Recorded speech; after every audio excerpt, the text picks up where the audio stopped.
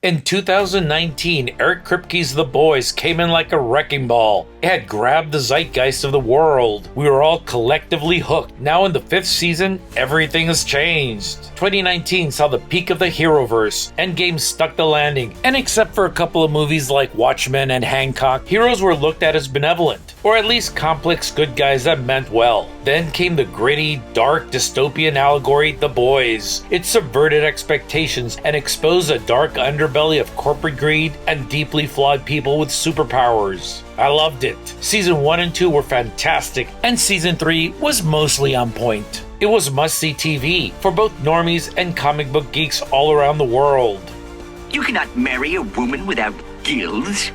You're from 2 different worlds. Like I said, it was essentially an allegory. They reflected the established world of superpowered heroes and were called supes. You had a kind of Superman in the form of Homelander, a Wonder Woman in the form of Queen Maeve, Aquaman in the form of the Deep, and A-Train as a kind of Flash. The titular boys group was formed to kill these assholes. But like Richard Pryor when he was fighting Superman, it wasn't a fair fight. So that's where we get the drama and tension. Well, after 4 seasons, where are they now? Drowning in their own vain attempts to slander over half the country. It's overly political satire aimed squarely at one side of the political spectrum. You know, the one that overwhelmingly won the 2024 election? In the 3rd season, the main character was beginning to be written with similarities to Trump, but showrunner Eric Kripke is going all in Season 5 and let his artistic integrity get hijacked by total Trump Derangement Syndrome. Kripke has said as much. It's a sad thing when art is weaponized against people.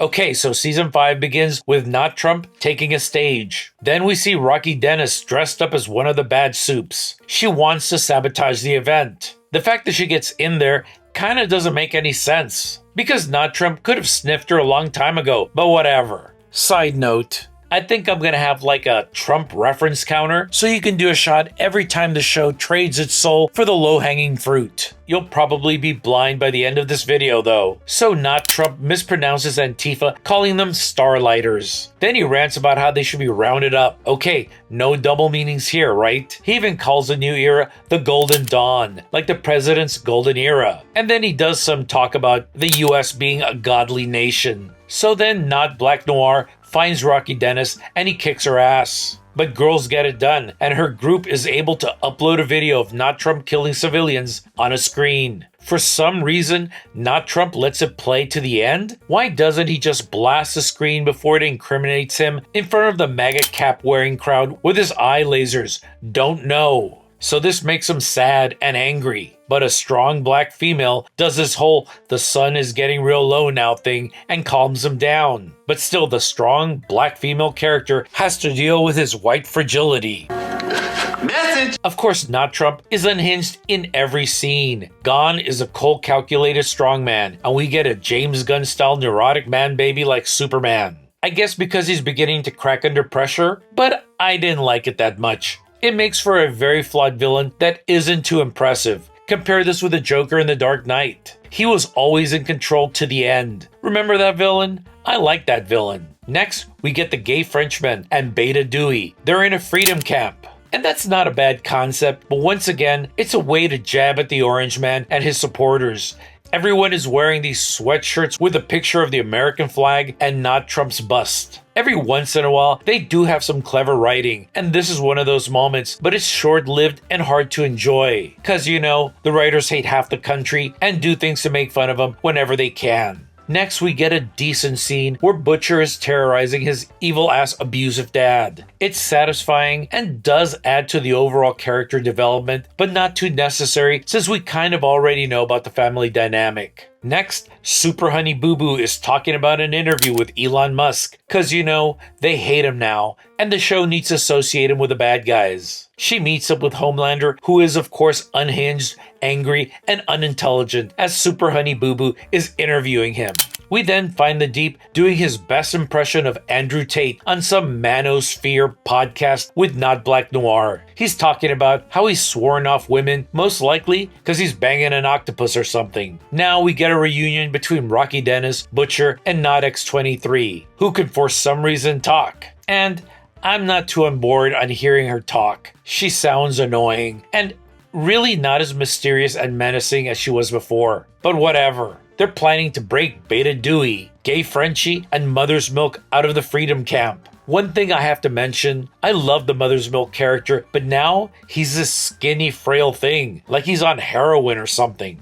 Next, we get more Christian bashing as Super Honey Boo Boo is interviewing some super pastor and the vice president, because I guess they're in love or something like that. They talk about how they hate DEI, and all the talking points come out flowing. Then Black Body Positivity, not Einstein, shows up to tell the vice president she needs to arrest every Antifa member and person who liked an Antifa post. So the vice president tells her they've already deported all the nannies and gardeners. Sounds a little on the nose, right? She pushes back and says, how can they arrest so many more people? But she loses that battle. It really seems like the writing is getting lazier and all the characters are now caricatures of themselves. It's getting more dumbed down, less creative, and it just leans on the whole political allegory. So back to the story. Mother's Milk and his accomplices are trying to dig out of Freedom Camp. When, oh shit, Dewey gets busted by Not Trump. They have a little dialogue where Not Trump is taking it easy on Dewey. Why doesn't this sadistic fuck put one finger on him?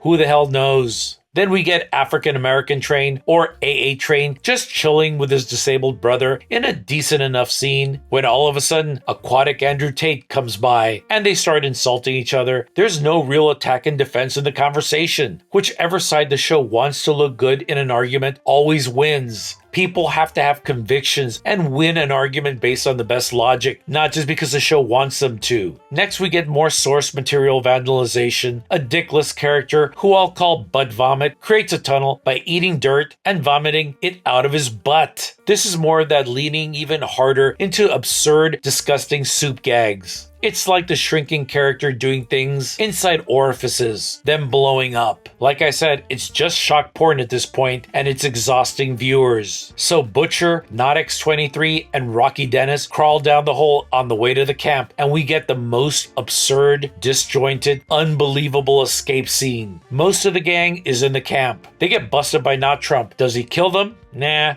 Does he go around breaking their legs so they can't escape? Nah. Does he use harsh language on them? Nah, he just chats with them a little bit and cuts the leg off of the one character that can regenerate, Not X23. Once again, there are zero stakes in this show. So Not Trump is waiting for Rocky Dennis so he can kill them all together. Damn, this dude really doesn't believe in bird in hand. So she flies outside the building and blinds them in the room they're in. She fucking blinds them with her dazzles. You mean to say this character that is comparable to Superman and shoots literal laser beams out of his freaking eyes is blinded by dazzles?